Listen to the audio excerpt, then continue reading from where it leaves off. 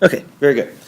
So anyway, so the state of GMOD. So like I said, I already introduced myself. I forgot to change my email address. I've been trying to use, I need to find a laser pointer. I just thought of that. I bet I have one in this box. Okay, I've been trying to use the scott@gmod.org email address, which also works, but I always forget about it because I don't use it that much. Okay.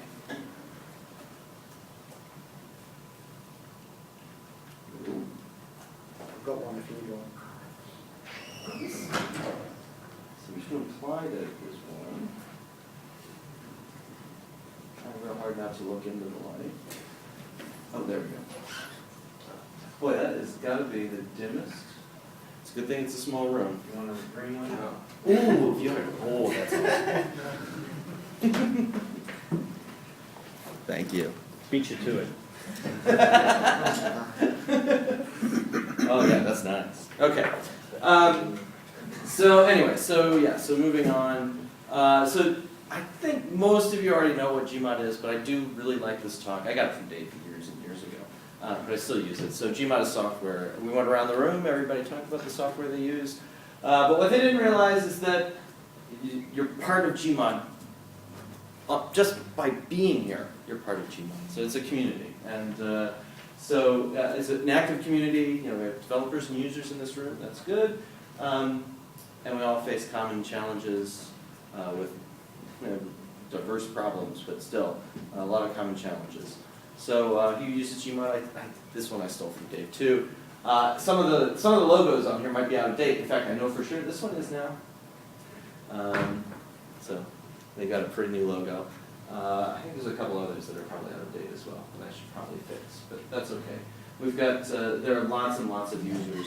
Actually, when I used this slide yesterday, I remembered to edit it and put at the bottom a mention of I have a Flickr set of images from posters that I took, pictures of posters that I took at PAG that involved GMOD software in some way, and there were, I believe, 36 posters in that set. They used all sorts of things. There were some that used Chato. I would say the winner probably was GBrowse. There were a lot that had GBrowse screenshots. But there were a fair number of CMAP screenshots. You know, people just keep using that thing. So anyway, there is a link to that Flickr set on the PAG website, not the PAG, the GMOD PAG website, so gmod.org/wiki/PAG, if you wanted to go find that Flickr set to look at the posters that I took pictures of. Brief history, just because I feel like I should probably do that. So 2001, NIH and the USDA RDS realized, oh, you know what, we're going to be having more model organisms be sequenced. I don't think in 2001 they probably, I doubt if anybody foresaw what was happening today, but they knew that more things were going to get sequenced. And the way it worked in 2001 is that each model organism database, when they submitted their grant, they submitted as part of it, you know, funds for developing software, right? And a fair amount. You know, you'd have several developers at each model organism database developing stuff. And so the USDA realized, and the NIH realized that wasn't exactly a sustainable way to do stuff, and so they decided to establish GMOD so that we can create reusable pieces of software that model organism databases can use. And I think it was actually quite prescient. Is that the word I want to use? It feels like it is on their part. And it seems to, I think it has worked out pretty well. So anyway, so it started out, there was just an FTP site where there were people who, you know, at different model organism databases that dumped their stuff, and you could download it and try it, and maybe it would work. You know, it was early days. Sometimes they work well, sometimes not. But over the last, that slide says 10 years, but it's now more like 12 years. But we've really kind of, I think we've grown out quite well to have a suite of software that really kind of covers the bases for at least what the things we're trying to cover. I think it does quite well. So, I'm going to really quickly go through some of those main components. I think they're probably familiar to just about everybody in the room, but I just want to cover you know, kind of what those main components are. GBrowse. Everybody knows GBrowse. Like I said, it was definitely the winner at the most screenshots of a genome browser at PAG. I think by comparison, I think there were at least 20 posters that had gbrowse screenshots. By comparison, other genome browsers, I saw UCSC maybe less than 5 times, which actually surprised me. You know, there are a lot of agriculturally important genomes that are at UCSC, but there weren't that many screenshots because it's ugly. It's ugly. Sounds easy to use. Yeah. Yeah, but it doesn't make as nice screenshots either. And there were a few also from the Ensemble browser, although half of those I think were actually Grameen-sponsored posters. So that, either Grameen-sponsored posters where they run Ensemble, or Ensemble posters. So that almost doesn't count. But anyway, okay. Anyway, like I said, it's been around a long time. It's over the last year. There's only been one release. You know, Lincoln is still the main developer, and he is understandably somewhat busy.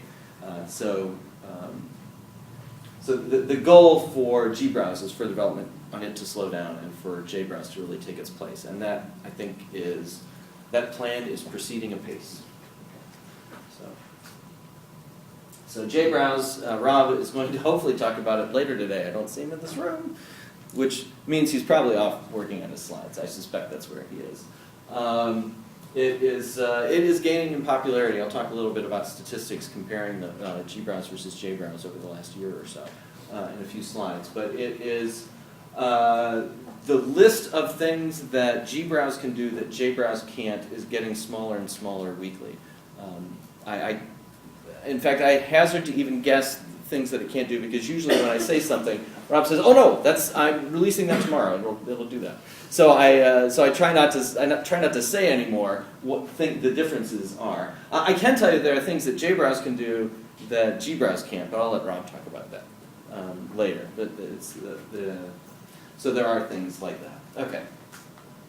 Chado, we've had a couple of people mention Chado, and interestingly, I heard a few people say, we're not using Chado yet, which to me implies that they're thinking about using Chado. So that's interesting. So it is a modular organism agnostic multi-organism database. So you can put any kind of organism in it, and you can put any number of organisms in it. So it is pretty widely used. It is difficult to count usage statistics for open source software unless you do tricky things to kind of report back to the developers, which Chado doesn't have anything like that right now. I wish it did. But I am reasonably sure there are more than 50 instances of it installed and used, like in some serious heavy-duty way. And I would be surprised if it wasn't more than 100. But like I said, it's hard to know for sure. Triple, Lacey's going to talk about later. It has gained a lot of popularity. There are many installed triple sites now. I don't know exactly how many. I'd say in the ballpark of 20, but I don't really know. That's unbelievable? Yeah. Let's go. Okay. But it does make some really pretty, websites. Like I said, the banana genome is just gorgeous. And I bet coffee's nice too. I haven't seen it, but I bet it's pretty too. Yeah, it makes developing nice looking websites that are functional really easy. Okay.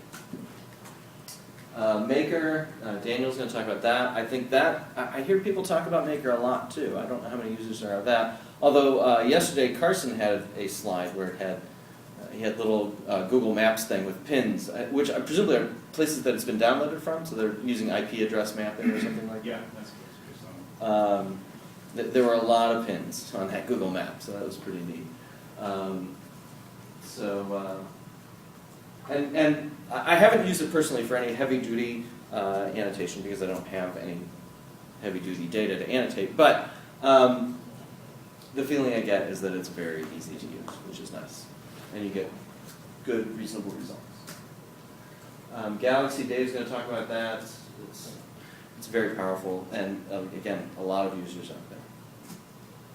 And finally, Web Apollo. We don't have anybody here from the Web Apollo group, unfortunately, but because the integration between jbrowse and Web Apollo is so tight, we're actually going to have, Rob is going to talk about Web Apollo, because he's works pretty closely with all the Web Apollo people, so he's going to talk about both jbrowse and Web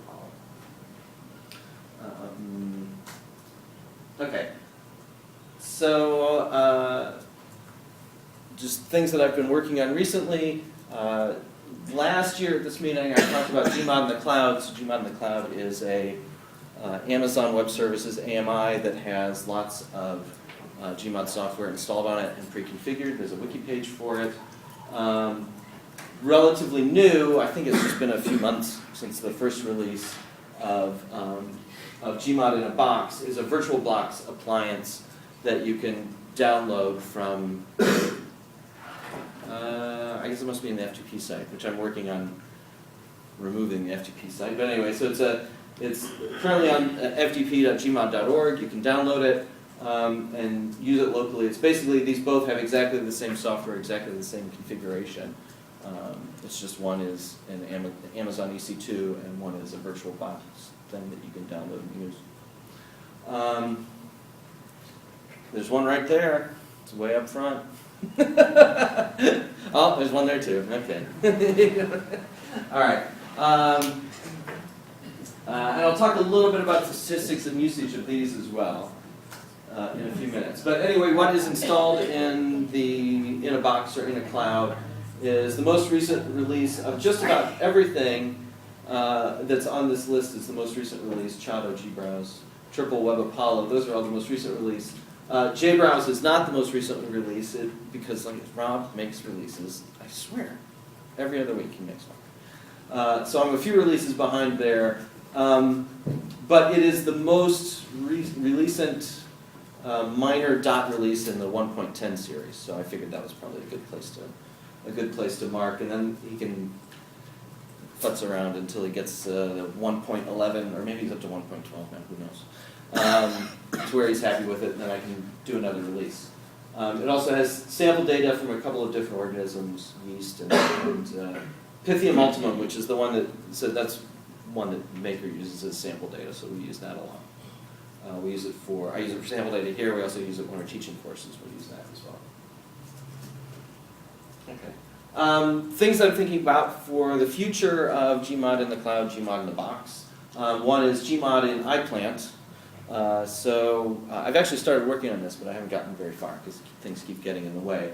I am wondering, Chris, I don't know the answer to this, but if I make, I'm working in the OpenStack iPlant atmosphere. I'm wondering if, after I make that, can you just dump it out and then you can put it into your OpenStack? Yeah. Actually, I think that OpenStack can take AMI. Oh, really? Yeah. Well, but how do you Not get... be able to just take it. We haven't had our OpenStack up yet. It's supposed to be up Okay. in the next week or two. So we'll be able to play with that more. Okay. Because I'm wondering if... what I'm wondering is AMI. How do you get the AMIs out from Amazon? Then you can actually, there are ways to download AMI. Are there? I didn't think there was. I thought they were... Well, I guess I'm not too surprised, but I thought they were pretty Yeah, locked in. tight-fisted about Yeah. that. Yeah. Okay, that's interesting. That's good to know. Actually, maybe I should stop working on this as a separate thing and just figure out how to dump out the AMI. Is iPlant Atmosphere is OpenStack? They are, I think it's the OpenStack implementation, I think is still beta. Okay. They're converting over from Eucalyptus. Okay. Okay. Other things I'm thinking about adding in is the Maker and or Galaxy. The problem there, the reason I'm thinking about it, is not that I have any qualms about the software itself. They're both excellent pieces of software. It's just that the computational requirements for Maker and Galaxy are really very different from the computational requirements for all this other software that I'm talking about. You can run all this other stuff, Chado, GBrowse, JBrowse, Web Apollo. You can run it on a fairly low-end machine. Like the sample that I have running, which I don't have a URL for, but it's cloud.gmod.org, that is running on an Amazon small instance, which is not even 2 gigs of RAM, 1 CPU. It feels kind of like a desktop machine from maybe 5 years ago. It runs. It's not super speedy, but it doesn't have to be. If I wanted something that I was using in production, maybe I'd bump it up to a medium, which is still a fairly small machine. It's probably 4 gigs of RAM or something like that. But if I wanted to run Maker or Galaxy, I would want something significantly bigger. So I'm not sure it makes sense necessarily to have them on the same instance. But people keep telling me that it's a good idea. So, people meaning Amelia. I think that's who usually tells me it's a good idea. Another thing that I've been thinking about is a nice web front end for uploading and configuring. So right now, all of those software tools that are in GMOD in the cloud are basically the way they come out of the box, right? And so if I want to put a GFF file into gbrowse, then I would log in on the command line and run BP _ seek feature load or whatever it is, the biocurl script to put it into a seek feature store database, or the GMOD loader to put it into a Chato database, whatever, but on the command line. So I'm thinking about, for things that don't already have nice graphical user interfaces, just writing a relatively straightforward CGI script that would do that. Of course, doing that fills me with anxiety about security issues. Again, I'm kind of hemming and hawing a little bit. There are some things that already exist that make life a little easier. One is that Triple has loaders that you can do through the web interface for a lot of things. So they have loaders for ontologies and FASTA files and GFF files. So that's already kind of the main thing a lot of people want to load. And it also has a bulk loader that, I don't want to steal Lacey's thunder, but there's like templating that you can basically load anything you want. So maybe that obviates the need for a lot of writing of other interfaces, but I need to sort that out.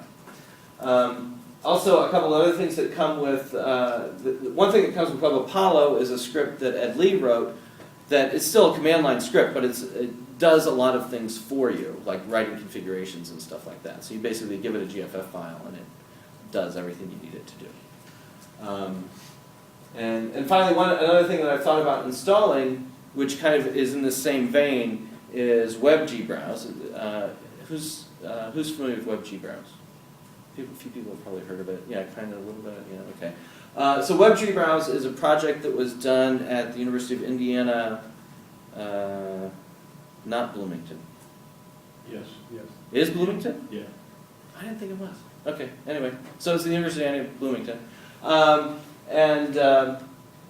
So what it is a nice web front end for people who have a GFF data that they'd like to put in gbrowse, but they don't want to take the time to set up gbrowse themselves and edit a configuration file. So you basically, again, you just upload a GFF. WebGBrowse looks at it and says, oh, I see that you have this type of data, this type of data, this type of data. You probably want these tracks, and this is what the configuration looks like, and here's some drop-down boxes to change colors of things, and different glyphs and stuff like that. So it is nice in that regard. It'll generate at least simple configurations. Nothing that involves Perl callbacks or anything like that. But it definitely is. It gets you over some of the hurdle of setting up a gbrowse configuration. So having that installed on it might help some with getting people using gbrowse. Okay. And of course, it's all contingent. Me getting these things done is contingent on funding.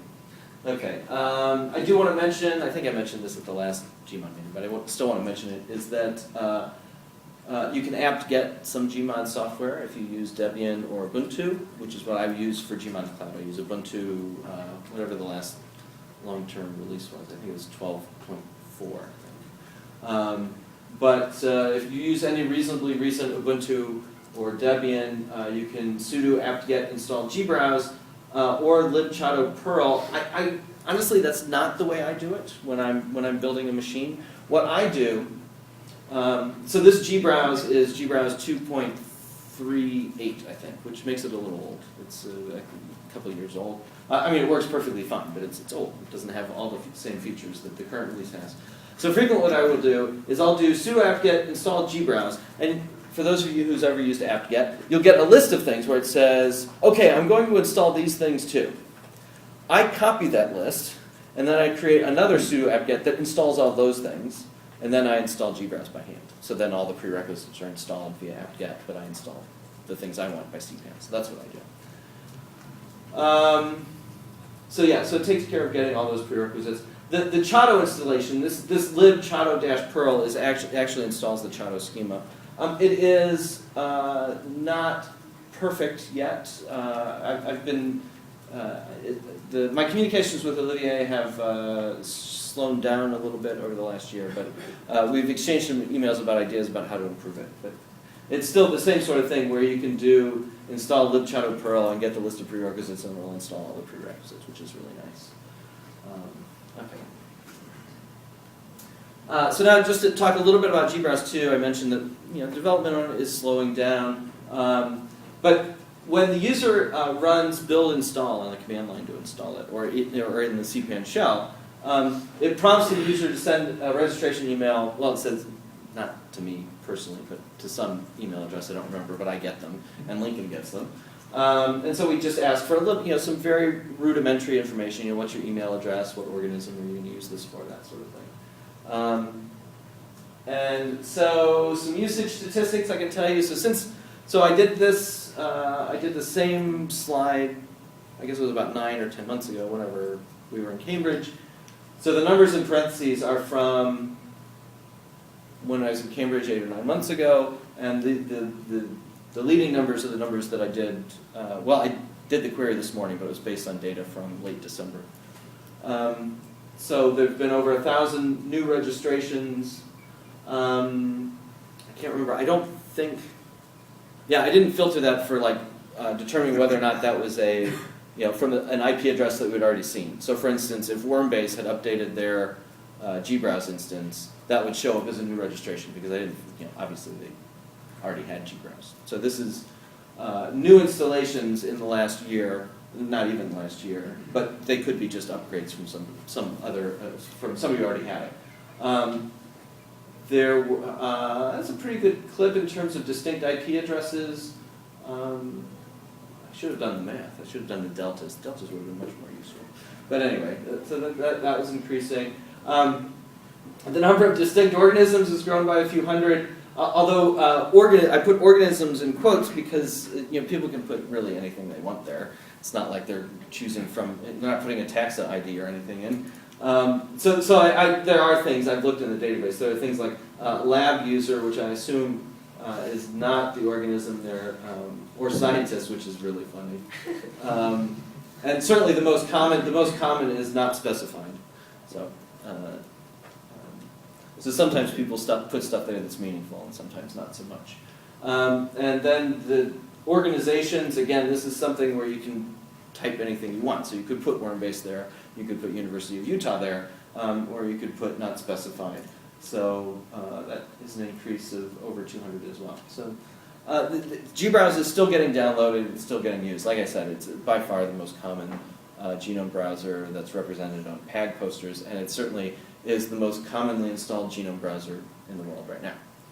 Okay. So what does that say? Oh, this is a really crappy bar chart, but it's easy to make. Basically, this is the number of distinct IP addresses per month since we started collecting this data. So this low bar here, I think we started collecting in the middle of the month. So the low one at the end doesn't count, and this low one over here doesn't count because I think that's December, and I think I only did half of December. But anyway, so there's kind of a trend moving that way. I would say probably, but it's not like I've done a regression on it, and I'm not sure it's all that meaningful anyway. It just shows that there's a pretty consistent pace of downloading and installing GBrowse. Okay.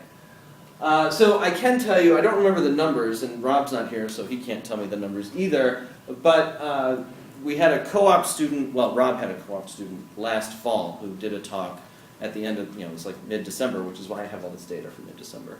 So when his semester was over, he gave a talk at OICR talking about what he had done with JBrowse, and he wanted to compare the number of installed instances of JBrowse versus GBrowse, and as you can see how things were changing. So it was about a year or so period where we could kind of do an apples-to-apples comparison, but it still was kind of like Red Delicious versus Honeycrisp. So they weren't exactly the same apples we were comparing, but they were at least similar because of the different ways that JBrowse collects information about users versus the way GBrowse collects information about users. But the take-home was that it was just about the same number of new installs, relatively. It was in the ballpark of a few thousand, not a few thousand, like 12 or 1,400, something like that. over whatever time period we were looking at. They were within 100 or 2 of each other, so it was very similar in terms of those numbers. And then, so I've talked about GMOD in the cloud versus GMOD in the box. The total number, so the cloud, the way the GMOD in the cloud reports back is when somebody instantiates an AMI, the GMOD in the cloud AMI, it sends me an email. Okay. Whereas with GMOD in the box, when somebody logs into the command line, it asks them if they want to send me an email, and they can say no. But so there is quite a difference there. I get that. But GMOD in the cloud has been around for a little over a year, whereas GMOD in the box has been, I don't know, a month or 2. So word is still spreading about it. This is actually 5, but two of those were me. So. I didn't count them. Okay. So let's see. So things, other things to work on in the future. I think I meant to put this slide a few back, but whatever. For a Chado 1.3 or 2.0 release, depending on what it gets called, or maybe both, depending on how we stage those things. So Stephen Ficklin, who is the other triple developer who's not here, has added several prop and joining type tables to Chado to facilitate some of the work they were doing. They were just adding, basically adding connectors where there weren't, and it felt like it made sense, so that they could do something with their website. I don't remember what he told me what it was, and I said, oh, that seems reasonable, and it looked very Chado-ish. I mean, he showed me the tables, and they looked like. I think a few of them were like, are you sure those weren't already in Chado? Because I feel like they were, but they weren't. So so those will probably get incorporated. That's like not very controversial, I don't think. And then the other thing that we're probably thinking about doing is what Andy's going to be talking about tomorrow, is what they're calling the health module. Are you still calling it that? At the moment, yes. Working title that fast. Okay. So we'll be talking about that tomorrow. And then the other thing that I've been thinking about, well, Rob has been bugging me about for a long time, but I'm now starting to think about it as well, is kind of recasting Chado, or maybe making a conversion path or something. It's still not well thought out to me. As doing Chado as a triple store. So probably the biggest hurdle with doing that is that I don't know that much about RDF and triple stores and things like that, and so it makes it I actually have to learn these things before I can implement it. But people keep telling me, oh, that's a great idea. Every time I mention it, somebody says, oh, that's a great idea, you should do that. So if people keep telling me that, that's probably something that's going to end up happening. So anyway, if we did, I think probably what would happen is these two things would be in Chado 1.3, and maybe this would be Chado 2.0. I don't know. So anyway, so I've rather strongly alluded to this already a few times, and it is funding for my position is drying up this summer. I suspect, I haven't talked to Lincoln about this particularly, but I have a feeling that when the sequester came along and they gave Wormbase a 10% shave, I think I was that 10%. Because I've been funded through Wormbase for several years. There originally was NIH funding directly for my position, and then when that went away, I became part of Wormbase, and now not so much anymore. So anyway, so I need options for continued operations, which I'm cheap. I am so cheap.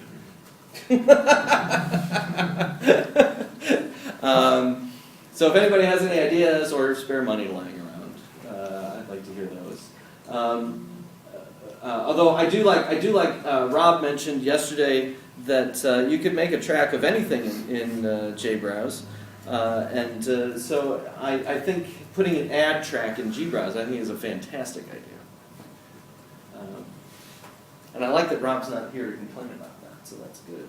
He seemed like he was okay with it yesterday. Oh yeah, I'm sure he was. Yeah. Okay, so just I want to mention outreach stuff again. So GMOD Help Desk, yay Amelia. She's been working like crazy. The amount of work she's been doing on the wiki is amazing. She did a lot for this meeting. She did a lot getting ready for PAG. It's terrific. So we've been at lots of conferences and meetings. I didn't make it to ISMB this past year, but frequently do. We're at PAG. Definitely we're at PAG. Genome Informatics. Oh, I didn't make it to Genome Informatics this year either. You know why I didn't make it to Genome Informatics this year? Is because they did it over Halloween. Who has a meeting over Halloween? So I boycotted it, and I think I may have mentioned to one of the chairs or organizers that that's why I didn't come. So hopefully they'll keep that from happening again. Somebody will probably be at Biocurators. They just announced that. Who knows what the International Society of Biocuration? Does anybody know that? Well, that's good. So the International Society for Biocuration is, not surprisingly, a society for biocurators, but there is a fair amount of overlap between the things that they're interested in and the things that GMOD is interested in. So I frequently make it to that meeting. I went to the last one that was in Cambridge. That was terrific. And this one is, conveniently enough, in Toronto, being hosted by primarily Lincoln's Lab. So I may have to go.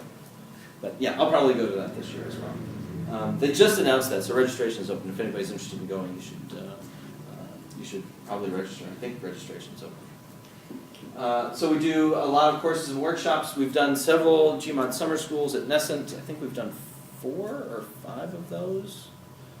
I have a hard time remembering. I feel like maybe it's 5.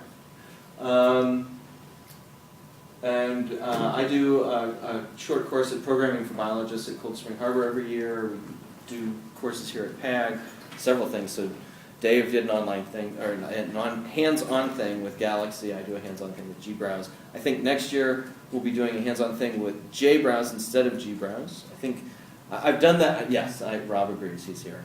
So I think PAG is getting fairly saturated with gBrowse. So next year it's time for something different. And this is new, very new actually. Just over the last couple of days we announced that we're going to be doing a course very much like the GMOD Summer School in Malaysia in the end of February. So anybody who's going to be in Malaysia by any chance at the end of February, come on by. Okay. And when did we open registration for that? Like 3 days ago? And we've already got lots of people who have registered. So I'm pretty excited about that. And I think I have my airline reservation, which I'm even more excited about. You don't yet? You don't yet? No. Okay. You should get on that. Yeah. I know. It's not your fault. I was on it. So anyway, let's see. So yeah, like I said, the wiki is there. It has got lots of stuff on it that is new and exciting. There are lots and lots of mailing lists. I think most of the people in this room are probably aware of that fact. So the active mailing list where people talk about stuff. Okay. There's the lovely logo that Amelia made. I didn't mention the cloud and box logos. GMOD, the cloud and the box logos. Amelia made those as well. Also the meeting logo. If anyone's familiar, well, oh right, I should forgot. look up the San Diego charges and then they can see. Right, you get how that works. Yeah. Right. What a thought goes into these things. I know. So anyway, so like I said, end of February, and there's a page for it on the wiki, but you can just go to gmod.org. There's a link on the front page for that. So just quick acknowledgments. First of all of you, yay, thanks for being here. That part I said at the beginning about GMOD being community, I really believe it. But for the people who aren't in this room, there literally are too many people to thank. I mean, there are so many different projects, so many different people doing stuff, contributing in various ways. Talking on mailing lists, doing stuff on the wiki, just using and helping and reporting bugs, all that stuff. It's all very useful. I do have to mention Lincoln. He's been really an ardent supporter for many, since it started, since before I started working on this project, which is a long time. So I really appreciate that. Thanks to Amelia, she did, like I said, a lot of work helping with getting this meeting set up, getting our activities at PAG organized, so that was terrific. And funding agencies, that's kind of a bittersweet, but yeah, we've got money from NIH, USDA, ARS. We've also gotten some money, for gBrowse, we've got money from the Ontario provincial government. I forget what the organization is, but there's nobody here who can correct me, so it doesn't matter. And NSF, actually, that trip to Malaysia is being paid for by the NSF. So that's good too. Okay, that's it for me. I think that's pretty close to when I was supposed to be done.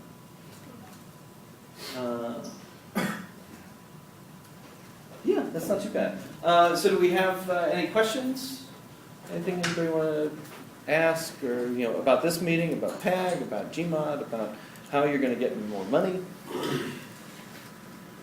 No, really? What happened to the grant you were applying for NSF? Oh yeah, so that's I did want to mention that. So I did ask several people, probably in this room, for letters of support. We were going to apply for a grant. That's why I had started asking for letters of support. And we had found a grant program at the NIH that sounded very much like we should apply for it. I mean, it's like the way you read it, it was like, yes, that was tailor-made for GMOD. Until you talk to the people at the NIH and they said, no, that is specifically not for you. It is only for established model organism databases to apply for. But of course it didn't say anything like that. So we got our hopes up because we were like, yes, there's no way we could not, our grant, we will get funded for this, especially since we're not going to be asking for that much money. But yeah, they told us to go away. So yeah, I think the U.S. federal government is probably tapped out with regards to GMOD. That's the feeling I get from Lincoln and the people he's talked to. So yeah, I think there are other options, but the federal government probably isn't going to be one of them. But anyway, for people who did write me letters of support, they made me feel really good. So I appreciate that. I had to pin my PI down.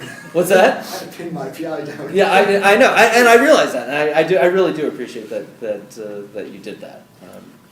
And I've got those letters. I've saved them all. So now I just need to show them to somebody else who wants to give me money. So, all right. Any other questions? Okay. So on the agenda for right now, of course, I didn't print agendas out. Who prints out paper anymore? But it's all on the wiki. So right now we're supposed to have a coffee break like in 2 minutes. So I guess we can go to a coffee break 2 minutes early. So when we come back from that coffee break, we'll have Mara at 10:30 and Andrew at 11, and then we'll do lunch, which I'm pretty sure is going to be in the other room. So let's take a break, and we'll be back in 15 minutes.